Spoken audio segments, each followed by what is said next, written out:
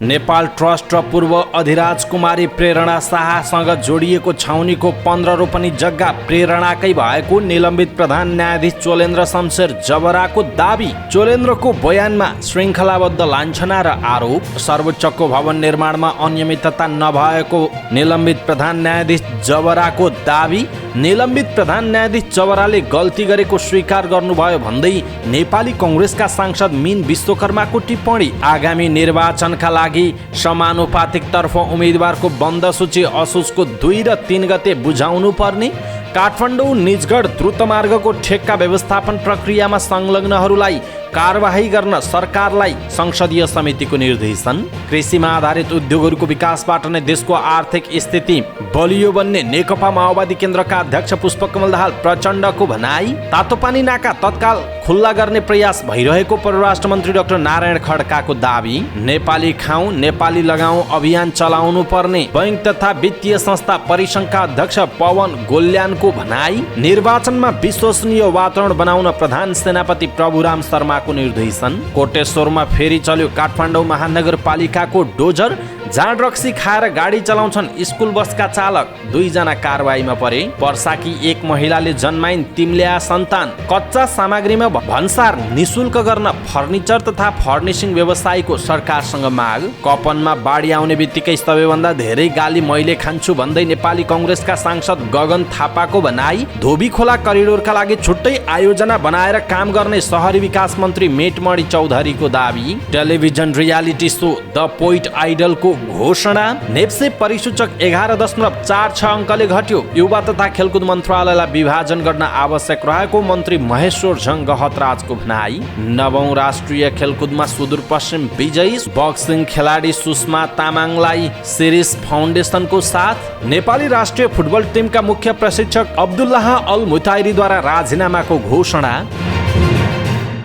दर्शक महानुभाव नमस्कार। हाम्रो न्युजको न्युज बुलेटिनमा यहाँलाई स्वागत छ। सदाको झैँ आज पनि हामी उपस्थित भएका छौँ आजका महत्त्वपूर्ण समाचार ब्रेकिङ न्युज अपडेटहरू लिएर। हामीलाई अन्तिमसम्म हेर्नुहोला। हाम्रो मेहनतका लागि यो भिडियोमा एउटा सानो लाइक अवश्य गर्नुहोला। कहाँबाट हेर्दै हुनुहुन्छ, कस्तो लाग्दैछ त्यो कुरा पनि तलको कमेन्ट बक्समा कमेन्ट गर्नुहोला। आउनुहोस् आजका मुख्य समाचारहरू सुरु गरौँ चोलेन्द्र शमशेर जबराको बयानको प्रसङ्गबाट। निलम्बित प्रधान न्यायाधीश चोलेन्द्र शमशेर जबराले नेपाल ट्रस्ट र पूर्व अधिराज कुमारी प्रेरणा शाह जोडिएको छाउनीको 15 रोपनी जग्गा प्रेरणाकै भएको दाबी गर्नुभएको छ। महाभियोग सिफारिस समितिमा बयानका क्रममा जबराले त्यो जग्गा राजा वीरेन्द्रले अपुताली स्वरूप पाएको निजी सरह हुने बताउनु भएको छ। मालपोत कार्यालयमा पास गर्ने अन्तिम चरणमा रोकिएको र विवाद भएको भन्दै जबराले त्यसलाई दुर्भाग्यपूर्ण भन्नुभएको छ। तत्कालीन राजाको 2 प्रकारको जग्गा रहेको भन्दै उहाँले सार्वजनिक सम्पत्ति मात्र राष्ट्रियकरण भएको दाबी गर्नुभएको छ। तत्कालीन राजा ज्ञानेन्द्रले समेत आफ्नो निजी सम्पत्तिमा आफू खुसी गर्न स्वतन्त्र हुने भन्दै उहाँले आफूहरूको फैसलापछि हौवा फिजाइएकाले आफू समेतले गरेको फैसला उल्टिएको दाबी समेत गर्नुभएको छ। उहाँले आफू प्रधान न्यायाधीश भएपछि समेत सर्वोच्च अदालतमा प्रेरणाको तर्फबाट रिट निवेदन दर्ता भएको तर त्यसमा आफ्नो कुनै भूमिका नभएको दाबी गर्नुभएको छ। यसैबीच आफू विरुद्धको महाभियोग प्रस्तावमा बयान दिने क्रममा निलम्बित प्रधान न्यायाधीश चोलेन्द्र शमशेर जबराले निरन्तर रूपमा विभिन्न व्यक्तिहरूमाथि व्यक्तिगत लाञ्छना र आरोप लगाउने काम गरिरहनु भएको छ। भदौ 15 गतेदेखि आइतबारसम्म आइपुग्दा महाभियोग सिफारिस समितिले 4 पटक उहाँको बयान लिएको छ। यस क्रममा उहाँले पूर्व प्रधानमन्त्रीहरू, पूर्व अर्थमन्त्रीहरू, सर्वोच्च अदालतका न्यायाधीश, पूर्व न्यायाधीशहरू, वरिष्ठ अधिवक्ता र अधिवक्ताहरूको नामै लिएर टिप्पणी गर्नुभएको छ। बयानका क्रममा उहाँले हरेक दिन फरक फरक व्यक्तिको नाम लिएर आफूमाथि लागेको अभियोग पन्छाउन खोजिरहनु भएको छ। आइतबार मात्रै जबराले सर्वोच्च अदालतको भवन ठेक्कामा भएको भनिएको भ्रष्टाचार सम्बन्धी आरोपमाथिको प्रश्नमा उहाँले पूर्ववर्ती सरकारका प्रधानमन्त्री केपी शर्मा ओली र पूर्व अर्थमन्त्री विष्णु पौडेलको नाम लिनु भएको छ। सर्वोच्च अदालतको भवन निर्माणमा भ्रष्टाचार भएको सम्बन्धमा सोधिएको प्रश्नमा जबराले सकारात्मक शब्दमा जवाफ दिनुभएको छ। सर्वोच्च अदालतको भवन ठेक्का प्रकरणमा प्रधानमन्त्री तथा मन्त्री परिषद कार्यालयमा पत्र पठाइएको र त्यसमा अदालतबाटै आवश्यक निर्णय हुन लेखी आएको र कार्यालय प्रमुखले नै गर्नु भनेको हुनाले आफूले ठेक्का सदर गरेको उहाँको बयान रहेको छ। यसैबीच आइतबार जबराले न्यायाधीश र पूर्व न्यायाधीशहरूको पनि चर्को आलोचना गर्नुभएको छ। पूर्व न्यायाधीश समाजमाथि उहाँले अझ गम्भीर लाञ्छना लगाउनु भएको छ। साथसाथै निलम्बित प्रधान न्यायाधीश जबराले न्यायाधीश र वरिष्ठ वकिलहरूमाथि पनि लाञ्छना लगाउनु भएको छ। उहाँले वरिष्ठ अधिवक्ता रमण श्रेष्ठलाई नामै लिएर ठालुको संज्ञा दिनुभएको छ भने अधिवक्ता ओम प्रकाश अर्यालको चरित्रमाथि प्रश्न उठाउनु भएको छ। एकले अर्कोलाई मुद्दा दिने राख्ने गरेर सर्वोच्च अदालतलाई 7-8 जनाको गिरोहले ओगटेर राख्ने प्रवृत्तिलाई आफूले तोडिदिएको जबराको भनाइ छ। त्यसबापत आफूमाथि महाभियोग लगाएको पनि उहाँले बताउनु भएको छ। बयानका क्रममा जबराले सञ्चार माध्यमको पनि नामै लिएर आलोचना गर्नुभयो। राजनैतिक दलहरूले न्यायालयलाई ध्वस्त पार्न आफूलाई महाभियोग लगाएको टिप्पणी गर्दै उहाँले महाभियोग लगाउने राजनैतिक दलका नेतृत्वको नामै खिटेर आलोचना पनि गर्नुभएको छ। महाभियोग सिफारिस समितिमा समिति सदस्यहरूले ती दलका नेताहरूको नाम भन्न आग्रह गरेपछि उहाँले भन्नुभएको छ, नेपाली कङ्ग्रेसकी डिनाजी, कङ्ग्रेसकी सहमहामन्त्री महालक्ष्मी उपाध्याय डिनालाई हुन्छ, उहाँ म कहाँ आउनुभएको हो, यसमा मैले प्रचण्डजी र शेरबहादुरजीसँग सल्लाह गरेर तपाईँसँग कुरा गर्न आएको हुँ, यसलाई हामी फिर्ता लिइदिन्छौँ, तपाईँले मिलाएर राजीनामा दिए हुन्छ भन्नुभयो भन्दै उहाँको भनाइ छ। कङ्ग्रेस सहमहामन्त्री डिनाले के भनेको पनि उहाँले सुनाउनु भयो। प्रचण्डजीको पनि सहमति, प्रधानमन्त्रीजीसँग पनि बसेर कुरा गरेर आएको हुँ भन्नुहुन्थ्यो। उहाँले विगतमा पनि बयानका क्रममा विभिन्न व्यक्तिमाथि आरोप र लाञ्छना लगाउनु भएको छ। पूर्व प्रधानमन्त्री द्वय बाबुराम भट्टराई र माधव कुमार नेपालको पनि उहाँले नाम लिनु भएको थियो। यसरी चोलेन्द्र शमशेर जबराले बयानका क्रममा श्रृङ्खलाबद्ध रूपमा लाञ्छना र आरोप लगाइरहनु भएको छ। यसप्रति तपाईँको धारणा के छ? आफ्नो धारणा तलको कमेन्ट बक्समा कमेन्ट गर्नुहोला। निलम्बित प्रधान न्यायाधीश चोलेन्द्र शमशेर जबराले सर्वोच्च अदालतको भवन निर्माणको ठेक्का सदर गर्ने काममा आफूले गल्ती गरेको स्वीकार गर्नुभएको छ। आइतबार प्रतिनिधि सभा अन्तर्गतको महाभियोग सिफारिस समितिको बैठकमा बयान दिने क्रममा उहाँले सो कुरा स्वीकार गर्नुभएको हो। समितिका सदस्यहरूले सोध्नु भएको सो सम्बन्धी प्रश्नको जवाफ दिने क्रममा निलम्बित प्रधान न्यायाधीश जबराले रजिस्ट्रारले सदर गर्नुपर्ने सो फाइल आफूले सदर गरेर गल्ती गरेको बताउनुभयो। सो क्रममा तत्कालीन प्रधानमन्त्री केपी शर्मा ओली र अर्थमन्त्री विष्णु पौडेलले सहयोग गरेको पनि जबराले बताउनु भएको समितिका सदस्य समेत रहनुभएका कङ्ग्रेसका नेता मीनबहादुर विश्वकर्माले जानकारी दिनुभएको छ। निर्वाचन आयोगले प्रदेशसभा तथा प्रतिनिधि सभाको निर्वाचनको समानुपातिक पद्धतितर्फको निर्वाचन कार्यतालिका सार्वजनिक गरेको छ, जस अनुसार असोजको 2 देखि 3 गतेसम्म दलहरूले उम्मेदवारको बन्द सूची आयोगमा पेश गर्नुपर्नेछ। उक्त बन्द सूचीमाथि आयोगले असोजको 4 देखि 9 गतेसम्म छानबिन गर्नेछ र कानुन अनुसार नभएमा सच्याउन दलहरूलाई सूचित गर्नेछ। दलहरूले बन्द सूची सच्याएर असोजको 10 गतेदेखि 16 गतेसम्म पेश गर्नुपर्ने जनाइएको छ। संसदीय समितिले काठमाडौँ निजगढ द्रुत आयोजनाको ठेक्का व्यवस्थापन प्रक्रियामा संलग्न आयोजना प्रमुख लगायत जिम्मेवार पदाधिकारीहरूलाई कारबाही गर्न सरकारलाई निर्देशन दिएको छ। संघीय संसद प्रतिनिधि सभा अन्तर्गतको विकास तथा प्रविधि समितिको आइतबार सिंहदरबारमा बसेको बैठकले सो आयोजनाको ठेक्का सम्झौता सम्बन्धी छानबिन समितिको प्रतिवेदनलाई आधार मानेर ठेक्का व्यवस्थापन प्रक्रियामा संलग्न आयोजनाका प्रमुख लगायतका जिम्मेवार पदाधिकारीलाई कारबाही गर्न निर्देशन दिएको हो। सार्वजनिक खरिद ऐन अनुसार ठेक्का प्रक्रियाको काम अगाडि नबढेकाले सम्बन्धित पदाधिकारीहरूलाई कारबाही गर्न प्रधानमन्त्री तथा मन्त्री परिषदको कार्यालय र रक्षा मन्त्रालयलाई सचेत गराइएको समिति सभापति कल्याणी कुमारी खड्काले जानकारी दिनुभएको छ।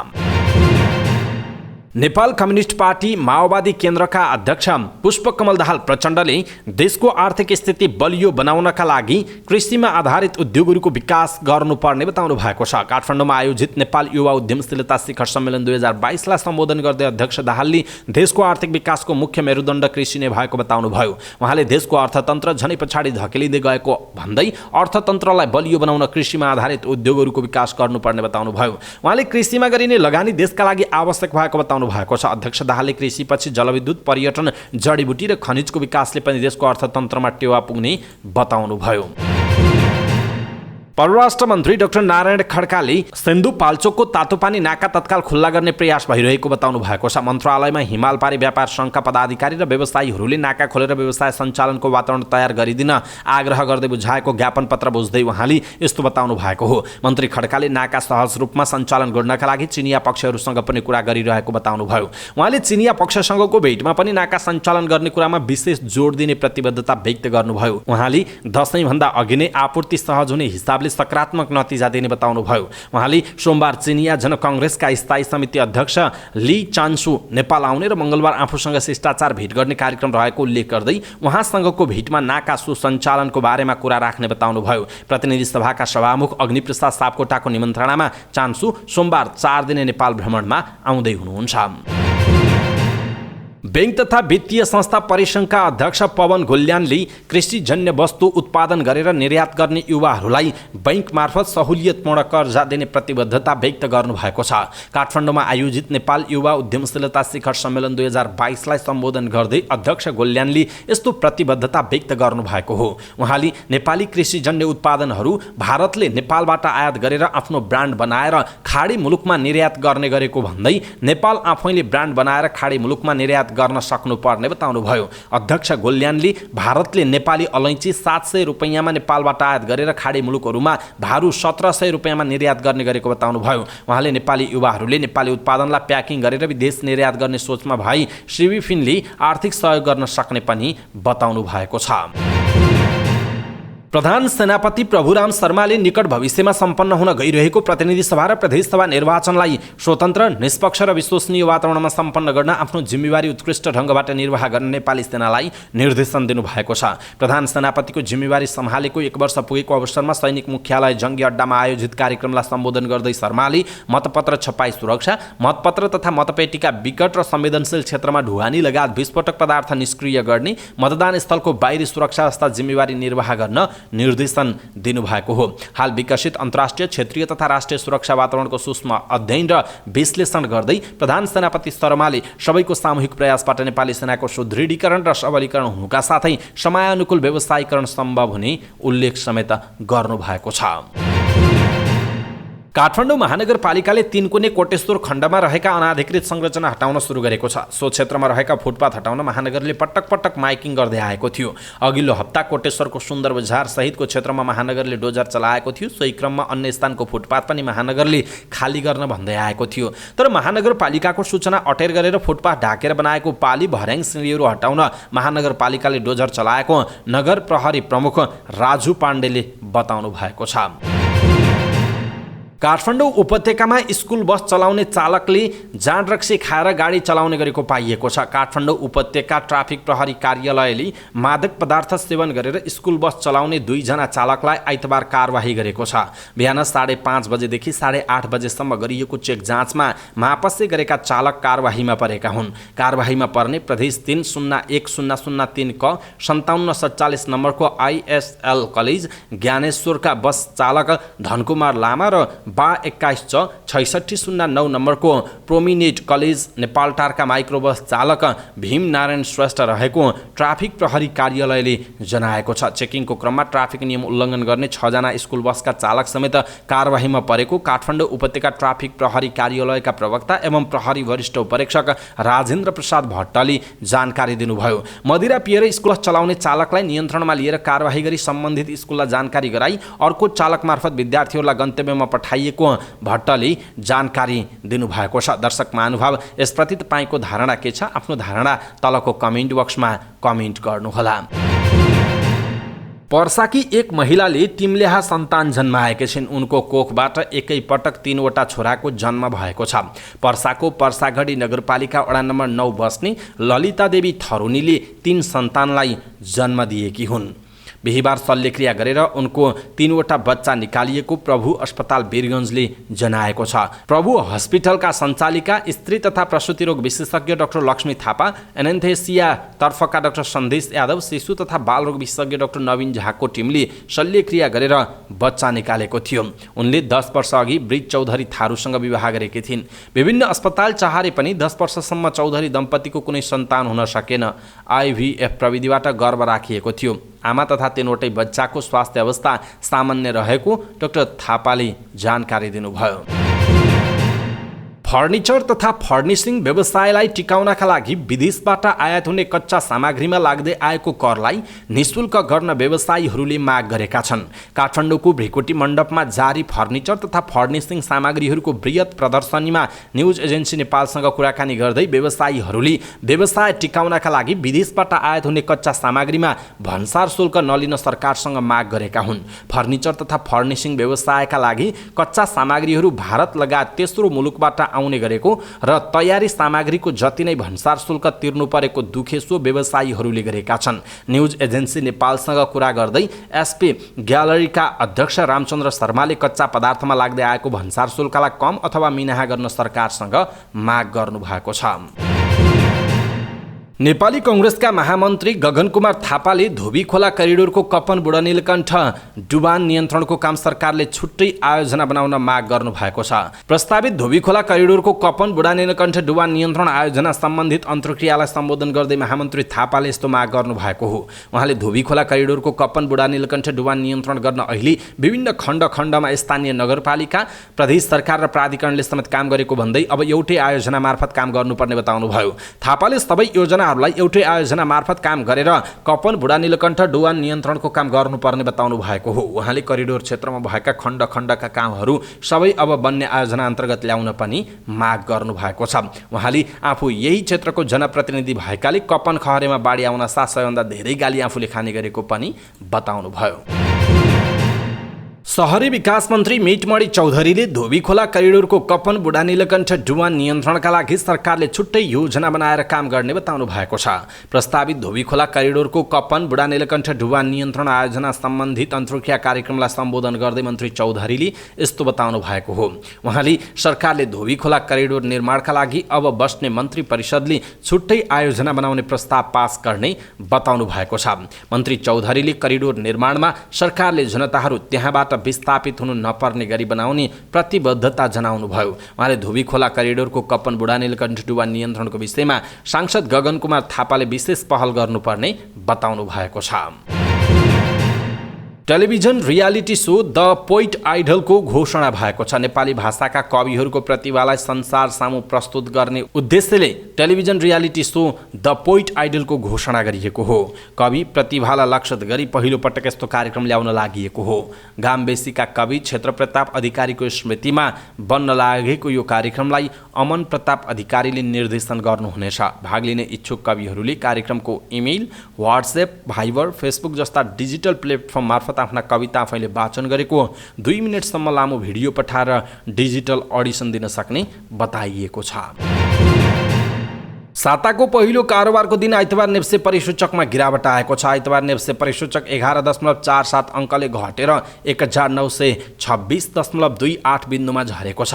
त्यस्तै सेन्सिटिभ इन्डेक्स यस दिन 2.06 अङ्क घटेको छ भने फ्लोट इन्डेक्स 0.90 अङ्क र सेन्सिटिभ फ्लोट इन्डेक्स 0.97 अङ्क घटेको छ। आइतबार कारोबारमा आएका 221 कम्पनीको 25,24,000 किता सेयर 74 करोड 72,26,000 रुपैयाँ बराबरको खरिद बिक्री भएको छ। आइतबार नेप्सेसँगै कारोबार रकम पनि घटेको छ। नेप्सेका 13 उपसमूह मध्ये 11 उपसमूहको परिसूचक घटेको छ भने 1 उपसमूहको सामान्य सुधार भएको छ, जसमा अन्य उपसमूहको परिसूचक 0.29% बढेको छ। विकास बैंक, वित्त, होटल तथा पर्यटन, हाइड्रोपावर र लगानी उपसमूहको परिसूचक 1% भन्दा बढी घटेको जनाइएको छ। युवा तथा खेलकुद मन्त्री महेश्वरजङ गहतराजले आगामी निर्वाचनमा युवाहरूलाई देशभित्र नै स्वरोजगारको वातावरण बनाउने कुरा नै आगामी निर्वाचनको मुख्य मुद्दा बन्नुपर्ने बताउनुभयो। काठमाडौँमा आयोजित नेपाली युवा उद्यमशीलता शिखर सम्मेलन 2022लाई सम्बोधन गर्दै उहाँले यस्तो बताउनु भएको हो। मन्त्री गहतराजले युवा र स्वरोजगारका मुद्दालाई अगाडि बढाउने पार्टीहरूले नै आगामी देशको बागडोर सम्हाल्नुपर्ने बताउनुभयो। उहाँले देशभित्र नै स्वरोजगारको वातावरण बनाउने कुरा अहिले विदेश पलायन भइरहेका युवा शक्तिलाई रोक्ने बताउनुभयो। मन्त्री गहतराजले युवा तथा खेलकुद मन्त्रालयलाई 2 भागमा विभाजन गर्न आवश्यक रहेको बताउनु भएको छ। 9औं राष्ट्रिय खेलकुद अन्तर्गत पुरुष राष्ट्रिय क्रिकेटमा आइतबारको खेलमा सुदूरपश्चिमले प्रदेश 1 लाई 13 रनले पराजित गरेको छ। कीर्तिपुर स्थित टियु क्रिकेट मैदानमा भएको खेलमा सुदूरपश्चिमले प्रस्तुत गरेको 145 रनको लक्ष्य पछ्याएको प्रदेश 1 निर्धारित 20 ओभरमा 7 विकेट गुमाएर 131 रन बनाएको थियो। पुलिसले सोमबार त्रिवी मैदानमा लुम्बिनी प्रदेशसँग खेल्नेछ। कर्णालीले मङ्गलबार मध्य प्रदेशसँग त्रिवी क्रिकेट मैदानमा नै खेल्नेछ। यसअघि पुलिसले वर्षाका कारण मध्य प्रदेशसँग वर्षाको कारण अङ्क बाँडेको थियो। कर्णालीले वर्षाका कारण लुम्बिनी र त्रिभुवन आर्मी क्लबसँग अङ्क बाँडेको थियो। प्रतियोगिता अन्तर्गत आइतबार मूलपानीमा तय भएको एनआरएनए स्पोर्ट्स एकाडेमी र बागमती प्रदेश तथा गण्डकी र लुम्बिनी प्रदेश बीचका दुवै खेल रद्द भएका छन्। मूलपानी क्रिकेट मैदान ओसिलो भएकाले खेल रद्द भएको जनाइएको छ। ओलम्पियन पौडीबाज शिरीष गुरुङले स्थापना गरेको शिरीष फाउन्डेसनले बक्सिङ खेलाडी सुषमा तामाङलाई 1 वर्षका लागि प्रायोजन गर्ने भएको छ। फाउन्डेसनले तामाङलाई आउँदो 12 महिना मासिक 15,000 रुपैयाँका दरले नगद तथा खेल सामग्री उपलब्ध गराउनेछ। आइतबार तामाङ र शिरीष फाउन्डेसनका कोषाध्यक्ष सपना गुरुङले 1 वर्षे सम्झौता पत्रमा हस्ताक्षर गर्नुभयो। सम्झौता अनुसार फाउन्डेसनले 1 वर्षको अवधिमा तामाङले सहभागिता जनाउने प्रत्येक प्रतियोगिताका लागि खेल पोसाक तथा सामग्री उपलब्ध गराउनेछ। तामाङले आधिकारिक राष्ट्रिय र अन्तर्राष्ट्रिय बाहेकका प्रतियोगितामा फाउन्डेसनको पोसाक लगाएर प्रतिस्पर्धा गर्नुपर्नेछ। यसैगरी सम्झौता अवधिभित्र तामाङ घाइते वा बिरामी परेमा फाउन्डेसनले उपचारको व्यवस्था गर्ने सम्झौता पत्रमा उल्लेख छ। फाउन्डेसनका सदस्य कार्यालय सचिव एवं नेपाल पौडी सङ्घका महासचिव जगतमान श्रेष्ठले सम्झौता अवधिमा तामाङले राम्रो प्रदर्शन गर्दै अगाडि बढी सम्झौता थप गरिने बताउनुभयो। नेपाली राष्ट्रिय फुटबल टिमका मुख्य प्रशिक्षक अब्दुल्लाह अल मुतारीले राजीनामाको घोषणा गरेका छन्। अल मुतारीले आइतबार सामाजिक सञ्जाल फेसबुकबाट नेपाली राष्ट्रिय फुटबल टिमसँगको यात्रा टुङ्गिएको घोषणा गरेका हुन्। अखिल नेपाल फुटबल सङ्घका प्रवक्ता सुरेश शाहले महासचिवलाई राजीनामा पठाएको जानकारी दिएका छन्। उनले राजीनामामा एन्फासँग भएको सम्झौता भङ्ग गरेको उल्लेख गरेको शाहले जानकारी दिएका छन्। मुख्य प्रशिक्षक अल मुतारीले आफ्नो सामाजिक सञ्जालमा नेपाली टिमसँगको आफ्नो 525 दिनको यात्रा टुङ्गिएको बताएका छन्। उनले सामाजिक सञ्जालमा लेखेका छन्, नेपाली फुटबलको सेवाको 525 दिनपछि नेपाली राष्ट्रिय टोलीको प्रशिक्षक पदमा आफ्नो कार्यकाल समाप्त भएको घोषणा गर्दछु। खुसी, माया, दुःख र पीडाको यो यात्रामा मलाई साथ दिनुहुने सबैलाई धन्यवाद छ। एन्फाले विक्रमसम्म 2077 साल चैतको 22 गते कतार FA को सहयोगमा कुवेतका प्रो लाइसेन्स प्राप्त प्रशिक्षक अल मुतारीलाई मुख्य प्रशिक्षकमा नियुक्त गरेको थियो। अवस्था दर्शक महानुभाव, आजका महत्त्वपूर्ण समाचारहरू यति नै। हामीले प्रस्तुत गरेका यी समाचारहरूप्रति तपाईँको धारणा के छ? आफ्नो धारणा तलको कमेन्ट बक्समा कमेन्ट गर्नुहोला। हाम्रो मेहनतका लागि यो भिडियोमा एउटा सानो लाइक अवश्य गर्नुहोला। दर्शक महानुभाव, पलपलको न्युज अपडेटका लागि हाम्रो च्यानललाई सब्स्क्राइब गर्न नबिर्सिनुहोला। नजिकै आउने बेल आइकनलाई क्लिक गर्नुहोला। पलपलको न्युज अपडेटका साथ फेरि हाम्रो भेट हुनेछ। तपाईँ हाम्रो न्युज हेर्दै गर्नुहोस्। नमस्कार।